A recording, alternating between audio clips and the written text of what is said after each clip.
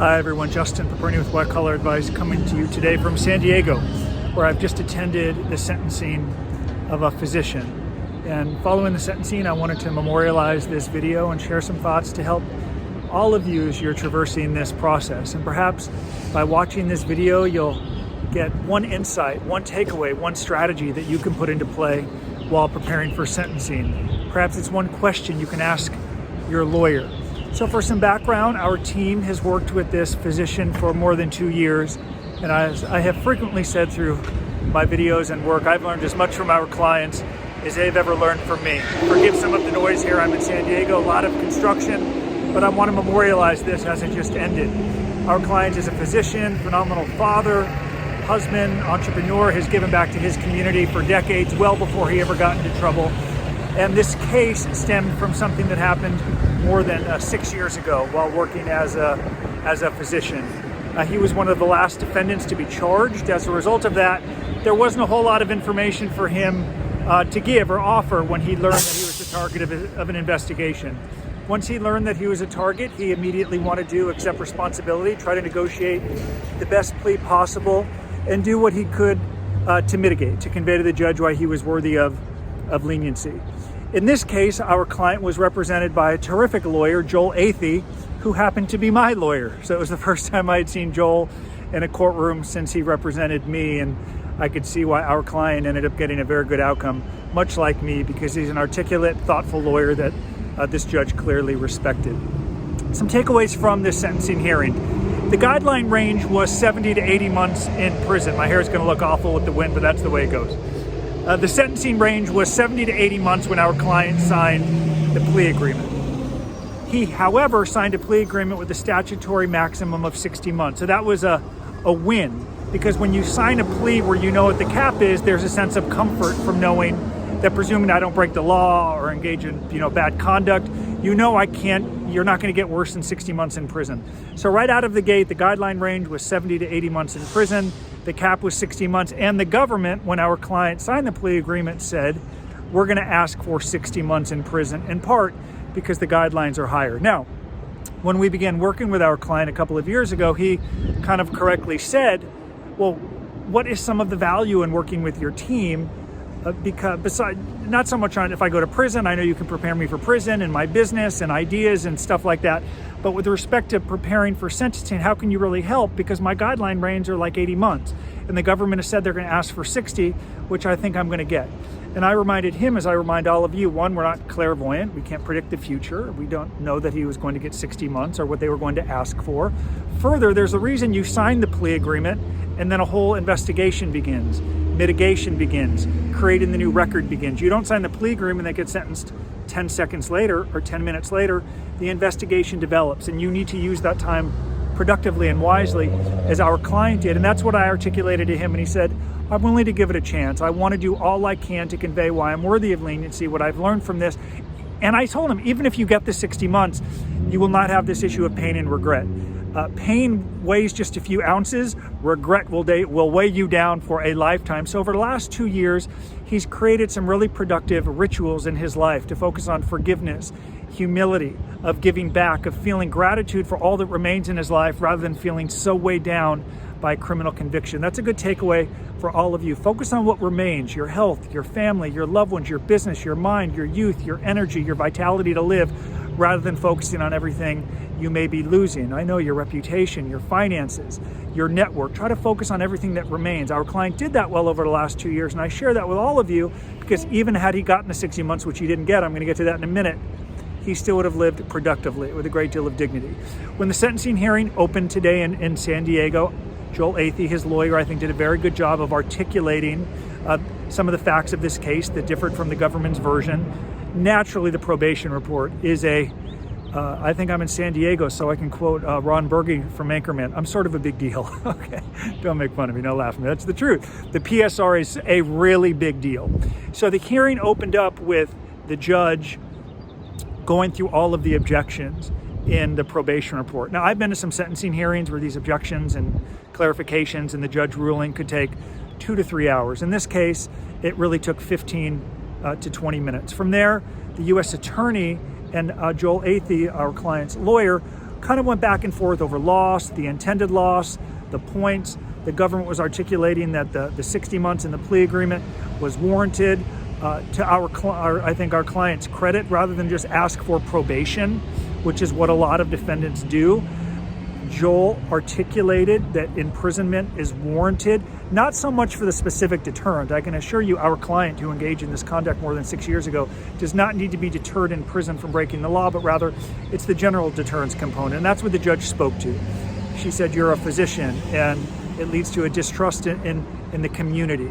So the only reason he is going to prison, I'll get into the sentencing in a moment, the only reason he is going to prison is for the general deterrence component. So I think the lawyer did a good job of not just saying probation. Even in my case, the government asked for 24 months in prison. We asked for 6 months in halfway house, 6 months home confinement, as you all know, and you can learn more about in Lessons from Prison. Another shameless plug for the book 6 Minutes In. I was sentenced to 18 months in prison. So I thought that was a shrewd move by shrinking the gap. Sometimes the chasm is too big. If the government asks for 60 months and you ask for probation, the government can then say, if you're fully accepting of responsibility, why are you asking for probation? So I thought that was well done. Something that was interesting in this case, after Joel went through all of the dynamics and nuances of the case, articulating why our client is not worthy of getting 60 months in prison, I'm going to start to walk back to the courthouse now. The judge asked our client to speak. I see my business partner, Michael Santos, coming behind me. He's going to film next.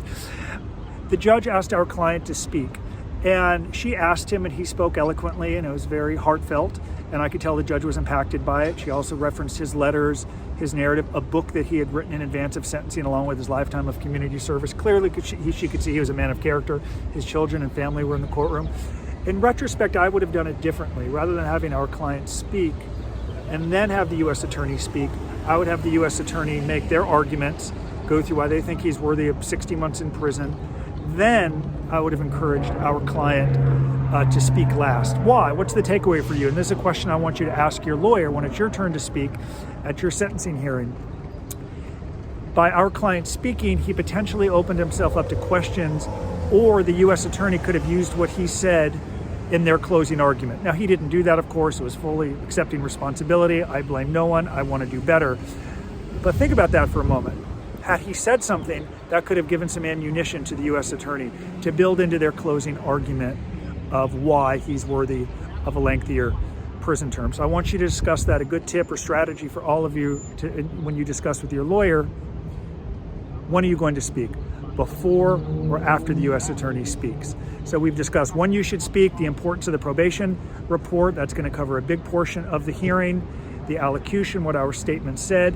She referenced that she read all of his character reference letters, that she was impressed by his book and his narrative and his good deeds in the community. She also referenced that it has been 6 months since this crime took place. Again, speaking more to the general deterrence if he's going to go to prison, rather than specific deterrence. Something that's very nuanced in a sentencing hearing, and I remember this from my case, you get a sense pretty early on in a sentencing hearing how aggressive or how long a prison term the government really wants. And let me explain.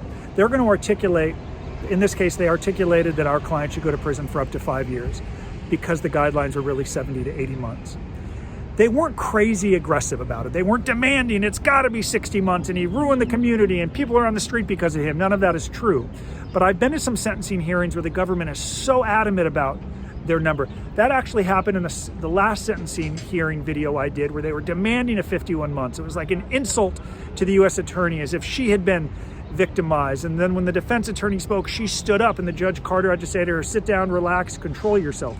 The point is, you get a sense pretty early on in the sentencing hearing of how aggressive the U.S. attorney is, how vigorously they're going to demand their sentence of what they really want. And I can sense pretty early on while they were recommending prison time that it wasn't going to be the maximum statutory of 60 months.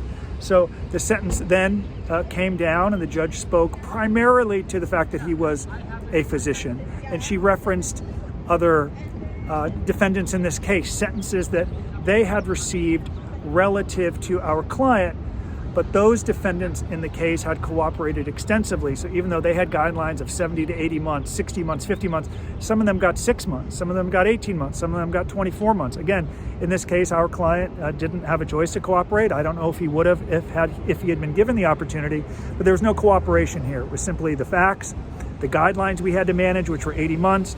And as we wrap up, our client was not sentenced to 80 months, which he couldn't have gotten anyway because the cap was 60. He was not sentenced to 60 months in custody.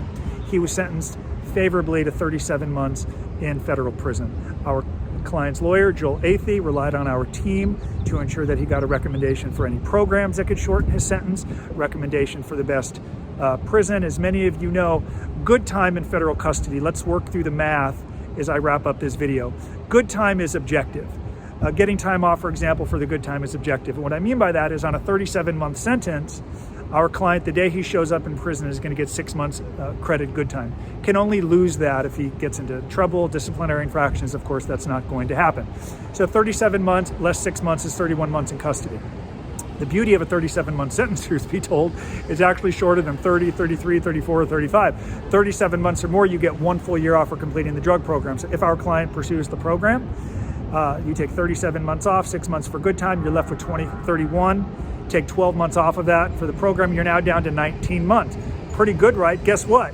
You're also going to get at least 6 months in the halfway house. That too is objective because you're going to complete some of the aftercare in the halfway house. So on a 37-month sentence, without any benefit from the First Step Act, without a potential compassionate release, maybe in part due to COVID, you know on a 37-month sentence, he's not going to be in custody more than 13 months. And we've also had some clients on longer sentences get out more quickly. I shared the story of Craig Carton, a client of our team who got a 42-month sentence, and he was out in just over 12 months. But worst case, it's going to be about 13 months in custody if he pursues this program. That's great news for all of you, and it's also a tip and strategy. I don't know if it's a strategy as much as a tip to manage expectations for your family. If they hear 37 months or 41 months or 50 months, that's not the real number. There's good time, there's halfway house, there could be First Step Act benefits, there could be early release due in part to the drug program. Manage their expectations properly. Make sure you have counsel that's prepared to do the right thing, like asking for several months to surrender, which the judge granted, getting the recommendation for any programs, which the judge did, the correct prison, which the judge did. Lastly, I'll say in some Medicare or health cases, there could be a corresponding state case. The beauty of this case, by getting a long enough sentence, it then also satisfied the state, meaning they're not going to pursue any additional charges. Or forgive me for standing in the middle while you're trying to have people come in. As the San Diego County Sheriff, I have enough problems. So as we wrap up this video, manage expectations properly with your family. And here's the final thing I'll say. Our client now has clarity. He can begin to prepare for the next phase. The sentencing day is actually a better day than the guilty plea because at least you have clarity. Thank you very much for watching this video. Hope you got 1 or 2 ideas from it. I know how difficult it is to go through this experience. Everyone on our team has gone through this experience, but if you prepare and plan and create a strategy and create daily rituals that you can defend and be proud of, not only will your family see that you're being proactive and living with dignity, it's going to make them feel better. And in the end, you're going to get a better sentence. Again, 70 to 80 months, 80-month guideline range, cap is 60 months. Our client presumed he was going to get 37-month sentence. He's going to be back home with his wonderful, incredible family inside of 13 months. If you'd like our help, schedule a call, download Lessons from Prison for free. Get help from someone besides yourself, and we would love for our team to be a part of your team to help guide you. Subscribe, and we're going to come back soon with another sentencing video from Federal Court.